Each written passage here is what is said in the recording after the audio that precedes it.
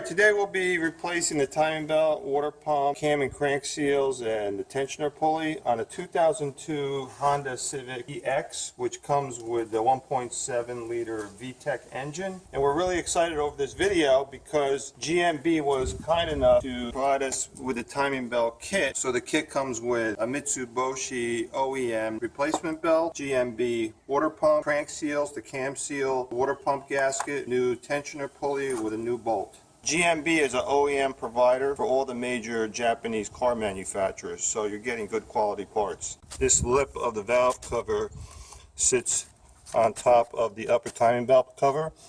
I can't get the upper cover off unless the cover is removed. So during reassembly, it's a good idea to replace the valve cover gasket, because once you break the seal and you reuse the old gasket, there's a good chance you'll have an oil leak.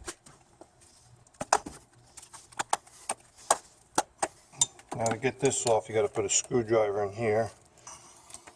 There.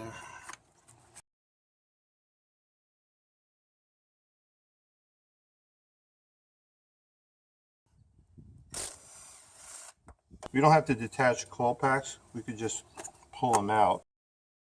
The reason why I don't like to detach them is sometimes these plastic tabs break off.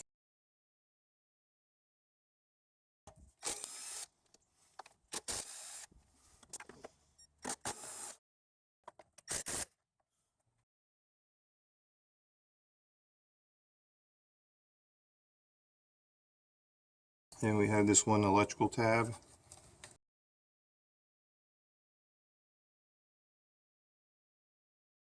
You can lift this off. And there's a bracket right over here that interferes with the cover.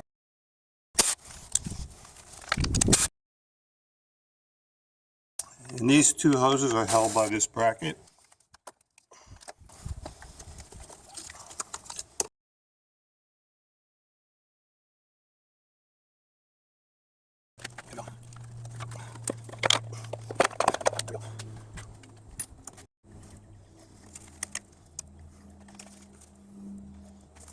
So we're going to remove the power steering pump adjustment bolt, mounting bolt, and then move the whole power steering unit with the power steering fluid reservoir out of the way.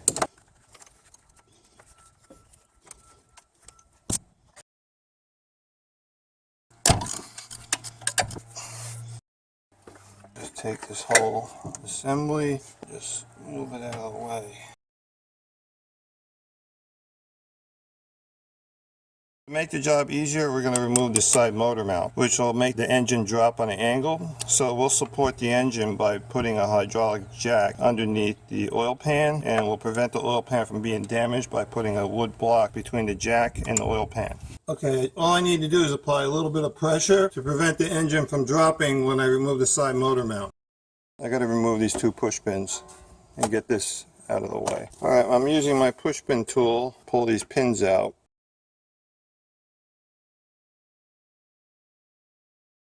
The engine supported. We're going to remove the side motor mount bracket here, and these are 19mm nuts. Alright, let's remove this electrical connector boot, and then you have to pinch the electrical fitting off of the top dead center sensor, or basically the camshaft position sensor. So there's 3 bolts that secures the upper cover in place.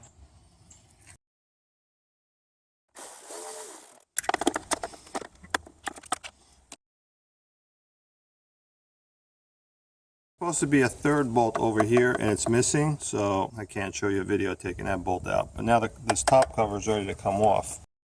Right here behind it, the mounting point is broken. We're going to take the alternator belt off, so we have to loosen up this pivot bolt over here and then go underneath the car and loosen up the locking bolt. So it's 14mm.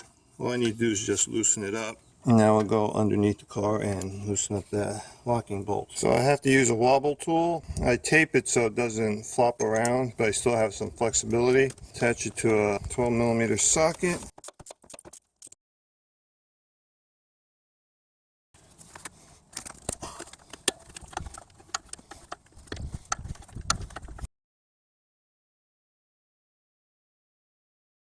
This is my 19mm high mass impact socket, and now we'll just zip that center crankshaft bolt with no problem.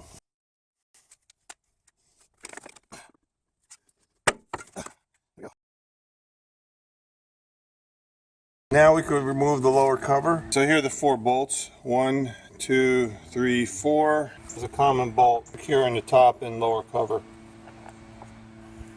There's an electrical harness that was clipped in here. I had to detach that before I could pull the lower cover out. I'm going to remove this top mount over here for the power steering pump.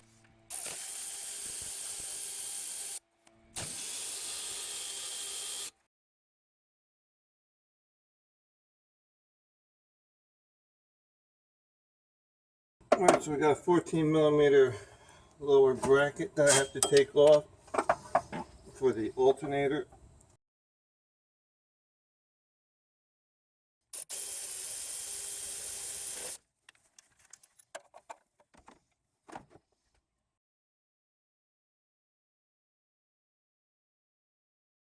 This is my long handled 3/8 inch ratchet wrench. It generates a lot of torque.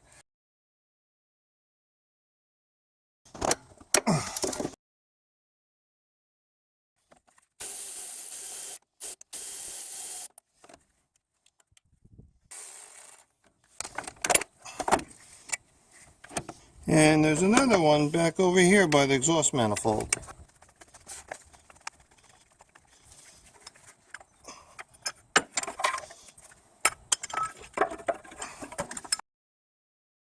So we got 3 bolts here, and we got 2 bolts over here for a total of 5 bolts.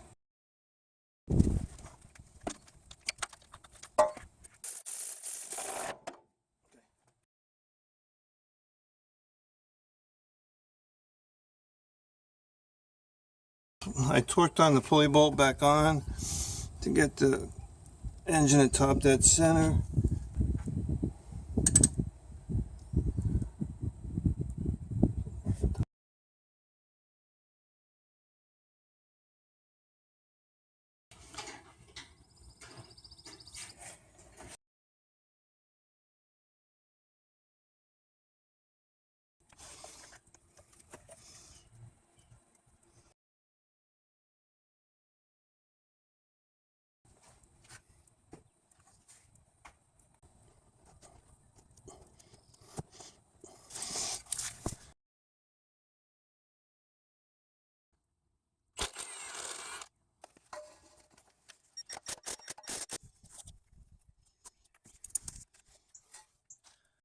Alright, so I'm going to use my hose pliers and remove the spring.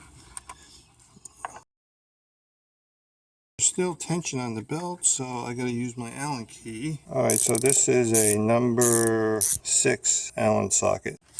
Turn it counterclockwise. That relieves the tension off the belt.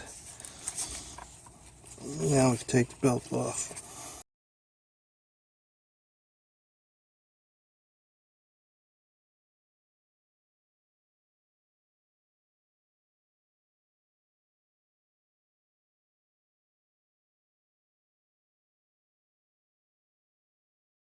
Now I'll remove the tensioner pulley.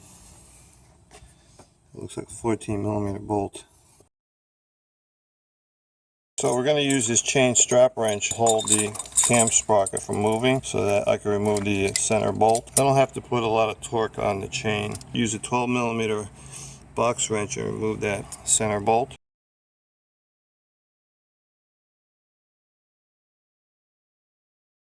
Looks like we got one 10mm bolt here that holds this plastic cover in place.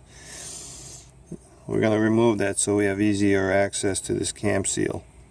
So I got to dig into the side of the seal, twist it, try to catch the inner lip of the seal, find a leverage point right around here and see if I can pull it out.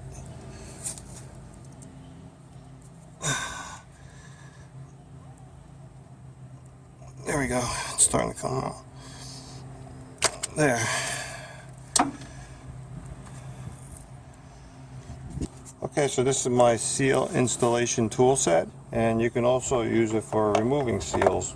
Now we're going to install the new cam seal. So we'll use a little dielectric grease as a lubricant so that the seal slides in better. So we'll coat the outside as well as the inside. We'll twist it on the shaft. I have this leftover 12mm M12 bolt, which will act as a substitute of this original mounting bolt for the cam sprocket because it's too short. So what I'll use is this size adapter here with this one, adapter over here, which is the same diameter of the seal.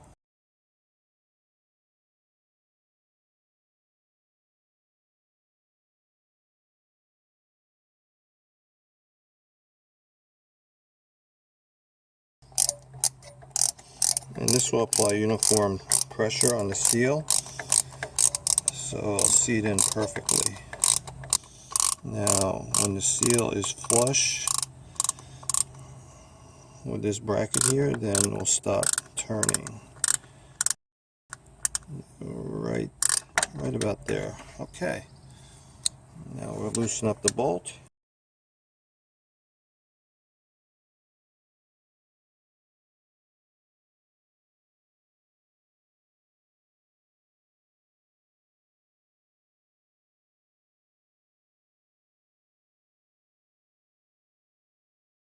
Now we'll do the crankshaft pulley. So this just slides right off. Like there's a washer here. Now with this seal, I like to use a paint can removal tool, which has a little hook in the end. So I just grab my ratchet wrench, put it between here, and then I'll just pull. There. I'm using the existing crank pulley bolt to apply torque to these adapters to press in the new seal. This yellow adapter is the right diameter for this seal, and this gray adapter is the appropriate length to match the length of the pulley bolt, and this adapter is the right diameter. It's an M14. We'll apply a little dielectric grease again.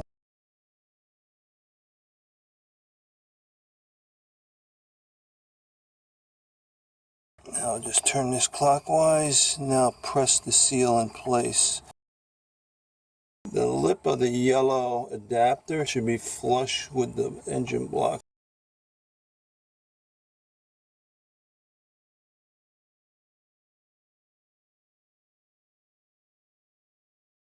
I'm going to temporarily lower the engine so that I could put a pan underneath, so when I remove the water pump, all the coolant will go into the pan. And then we'll put the hydraulic jack back under the oil pan and lift the engine up. The engine won't drop by very much. It's supported by the center mount. So we got this large cement mixer that we're going to use to capture the coolant. Clip right here that I loosened off. Now I have to bend this plastic piece and then slide this off. There's the bracket right there. Now I can take the water pump off. So there's this plastic bracket that was over this hump. We took that off. Now that we're going to remove the 10mm bolts. 1, 2, 3, 4. That's it. There's 4 bolts.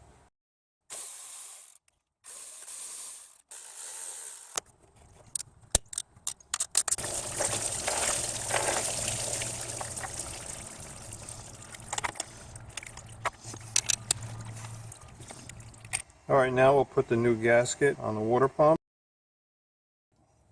You want to distribute the tension equally on all the 10mm bolts and use a 1/4 inch ratchet so you don't run the risk of over torquing the bolts and potentially shearing the bolt heads off.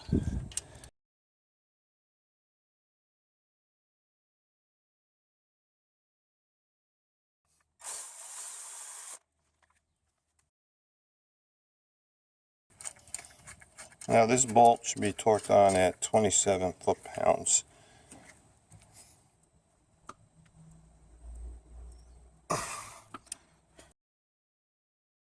Or 324 inch-pounds.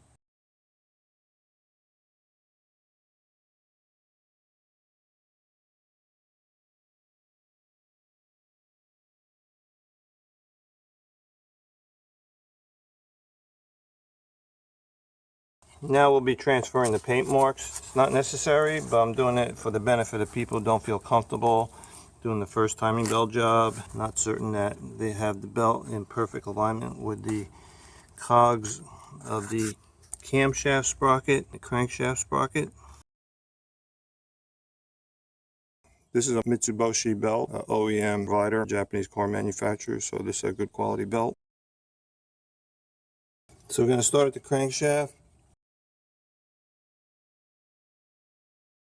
I'll connect the sensor.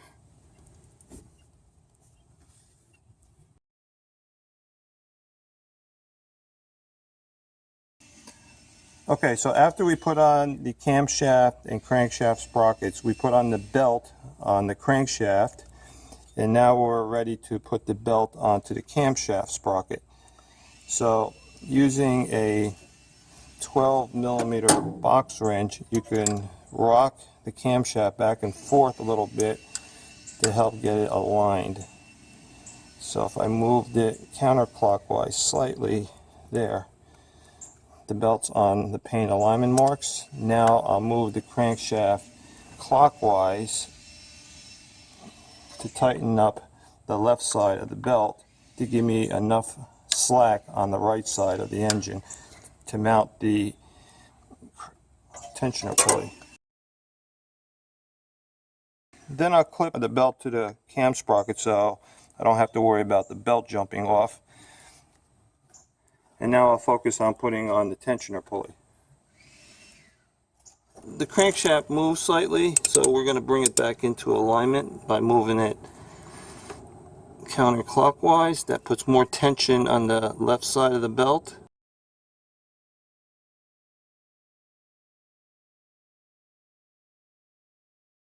Alright, so now we're ready to install the tensioner pulley.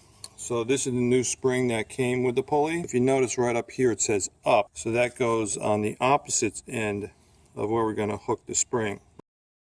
This clip is going to prevent this lever arm from moving when I attach the spring, and it's going to be applying pulling tension. That's so that we can mount the belt on without the pulley applying tension on the belt. Then we pull this out, and then the pulley will automatically put tension on the belt. Now I'll install my tensioner pulley.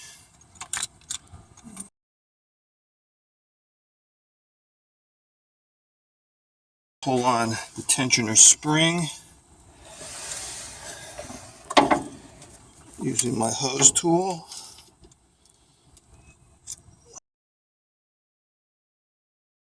Now I'm going to rotate the engine 2 turns and then check my alignment.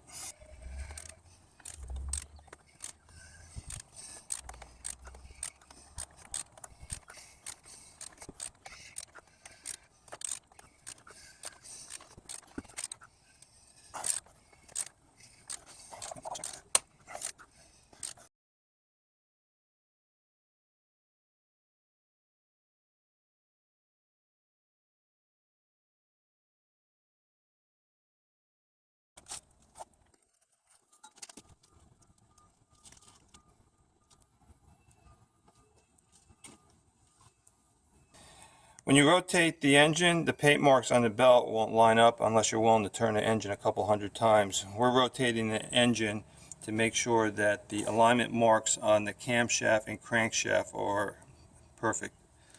So now that everything's in alignment, we'll pull out this pin, tighten up the tensioner pulley bolt, and apply a final 33 foot-pounds of torque. Yeah, now we'll take off that crank pulley bolt.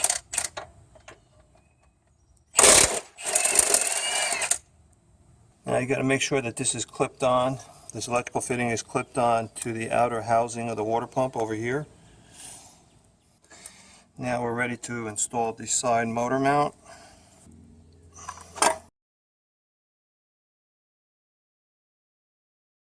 So we installed the lower timing belt cover with the 4 10mm bolts.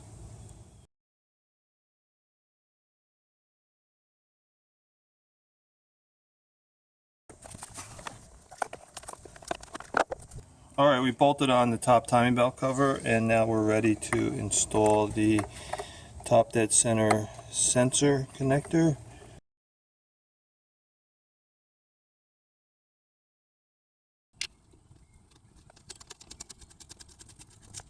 And this is the power steering pump bracket.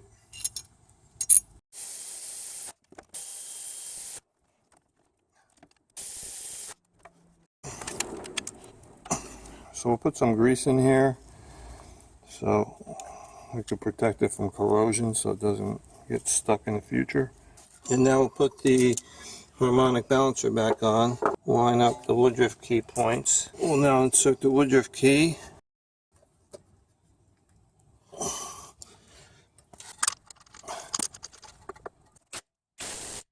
Now if you want to know the torque specs, it's a little over 80 foot-pounds. Around the same amount of torque you put on lug nuts.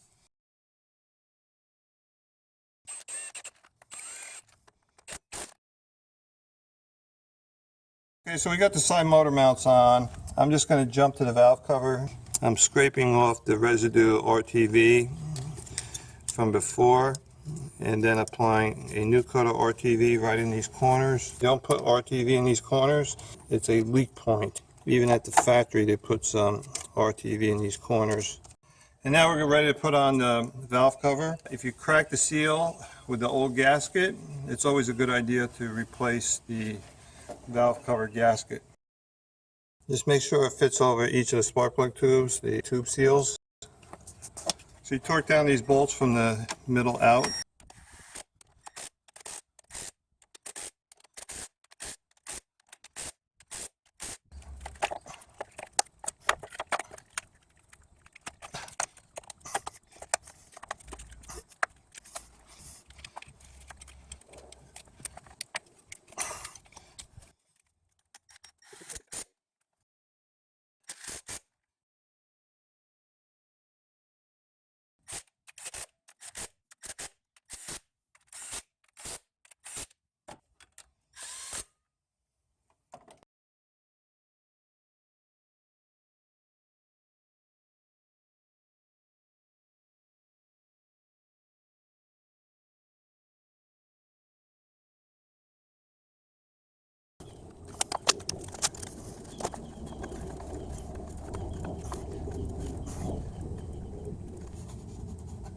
That's pretty tight.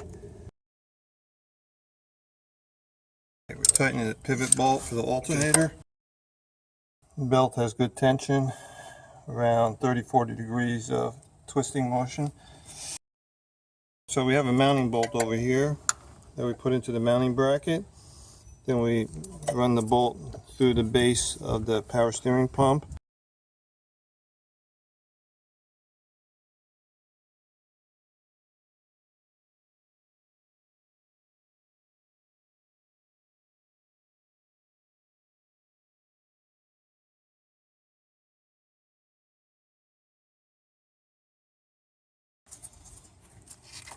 Okay, the belt's on.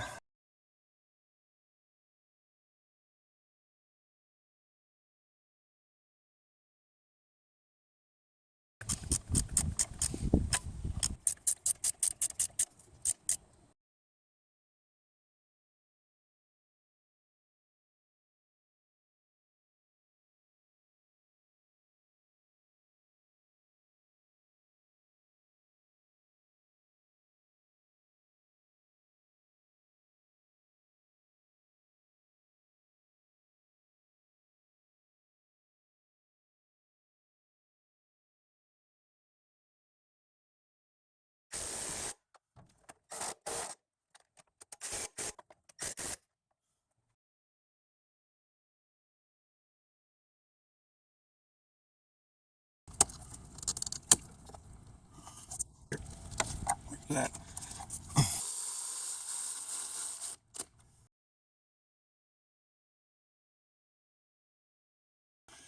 Okay, now we'll start the car, let it get to operating temperature, and then the air pockets will get pushed out through this funnel.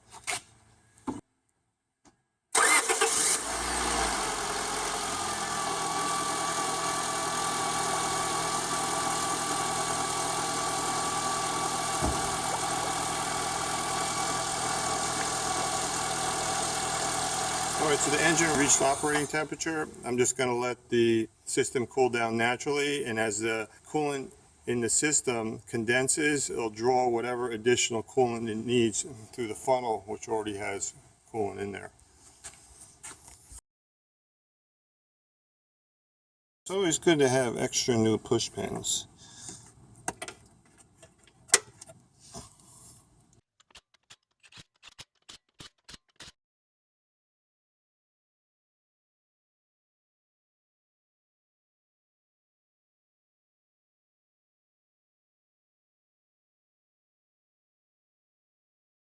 And we're done.